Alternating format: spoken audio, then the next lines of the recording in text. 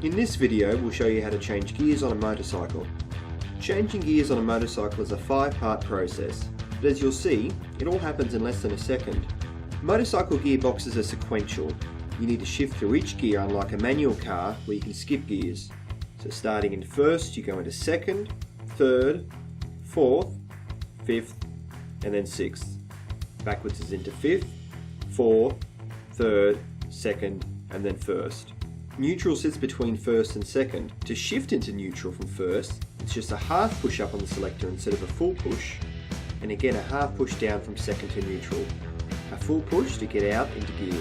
Push the gear selector up or down, you need to pull in the clutch lever, also known as disengaging the clutch. While at speed, you need to roll off the throttle to unload the drivetrain, and then pull in the clutch lever, allowing you to push up or down on the gear selector. So the 5 parts of changing gears are rolling off the throttle to unload the drivetrain, pulling in the clutch lever or disengaging the clutch, pushing up or down on the gear selector to change gears, releasing the clutch lever or re-engaging the clutch while rolling back on the throttle if you're accelerating. Let's look at it happening all at once. Note how rolling off the throttle, pulling in the clutch lever and changing gear looks to all happen nearly at the same time. When riding at speed, this becomes even more apparent. Let's watch it again at half speed.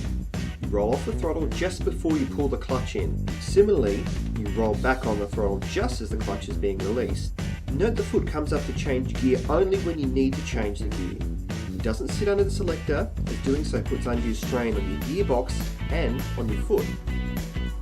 The only difference with downshifting is that you usually downshift when you're slowing down, so you don't need to immediately roll back on the throttle. Instead, you may be holding the front brake lever. Looking at it on the road, you'll note that the actual time it takes to shift gears is even quicker. There's very little movement from the rider other than a slight twist of the right wrist to roll off the throttle, and the fingers on the left hand pulling in and releasing the clutch. Here's another view. Note the time it takes for a shift to occur. Probably about 3 or 4 tenths of a second. Clutch in, off the throttle, shift, clutch out, back on the throttle. This view shows the movement of the foot. The foot comes up just before the clutch lever is pulled in. There's no need to push on the selector until you're ready to change gears. A final look, this time downshifting and coming to a stop. See here how the right hand is staying off the throttle and is also pulling in the front brake lever.